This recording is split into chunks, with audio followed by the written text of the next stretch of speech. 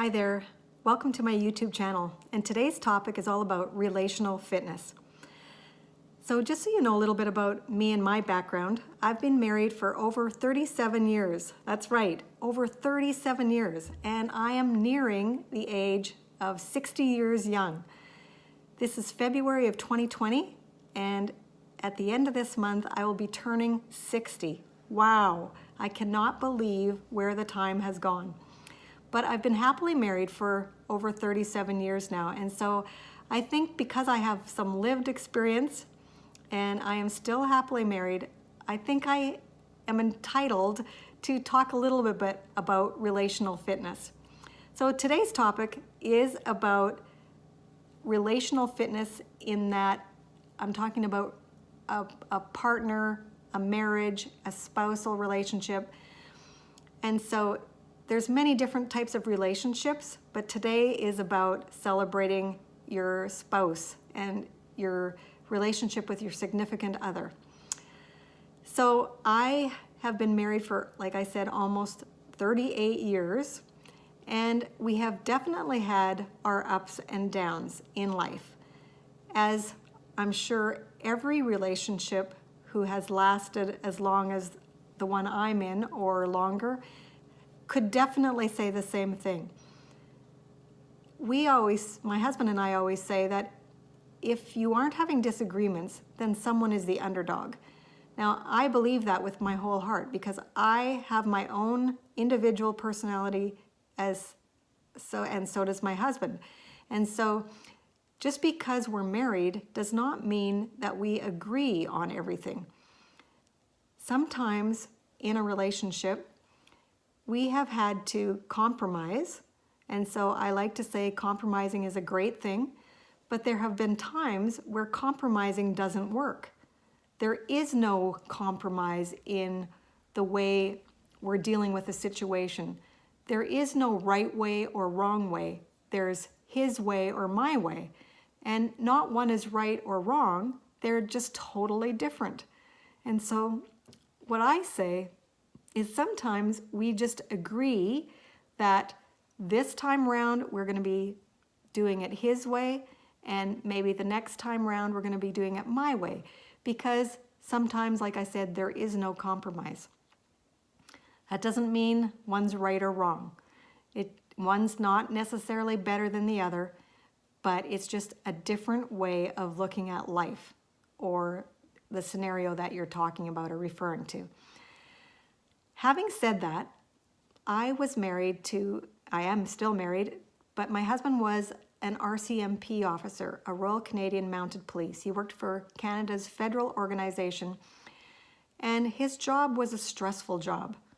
So very early on in our marriage, I knew that if we wanted to survive our marriage together and thrive in our marriage, we needed to be able to communicate well. I knew very early on that communication was a big deal, and I still firmly believe that communication is the number one thing in your relationship. It was very early on in our marriage that someone gave us a great piece of advice, which we adhere to even to this day. They told us that after a long day's work, in a stressful environment like my husband's, it would be very beneficial for us to walk and talk. Now, when you go for a walk, it does something to you. We could hold hands, for instance, so there's some touch involved. We could ask questions, and I could ask pertinent questions about his day so that he could fill me in on little details, which if I wasn't asking questions, I might never know, because he wouldn't be open to just sharing those details with me without me actually digging for some answers. Policemen have a lot of stress. Their day is often full of multiplicity of stress, and so some things they can talk about and other things they're not allowed to talk about. So I could ask questions and he could fill me in on answers which he knew he was able to share with me. But when we were walking and talking, what happens is you direct the conversation to the front of you.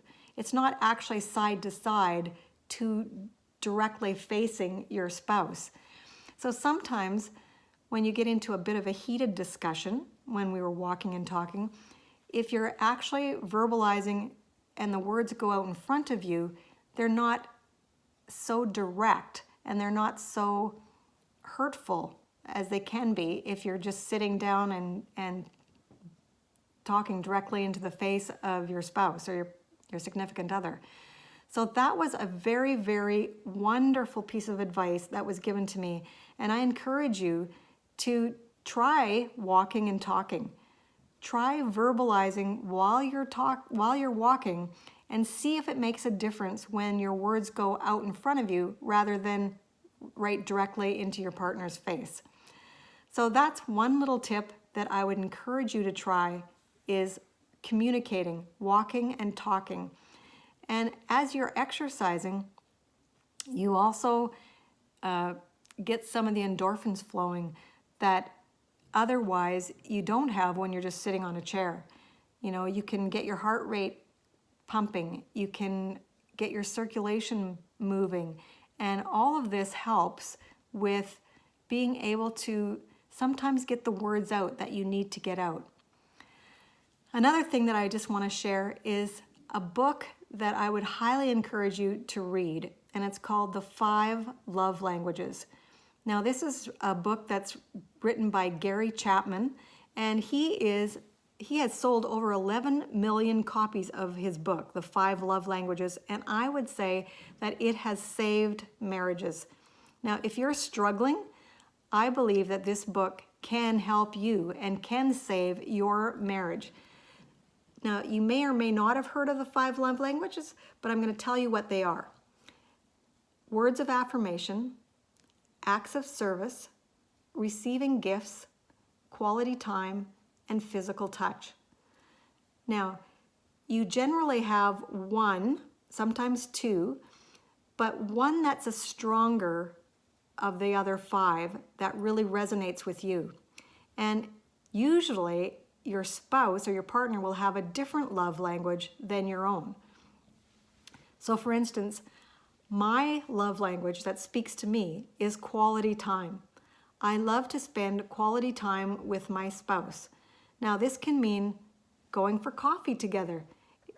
You know, a simple little gesture like going for a drive and really getting into a deep discussion. I love deep discussions and I love talking about things that are dear to my heart, things that are a burning passion within me, spiritual topics, mental health topics. I'm passionate about peak fitness. I'm passionate about mental fitness because of the journey that my husband and I have gone through together.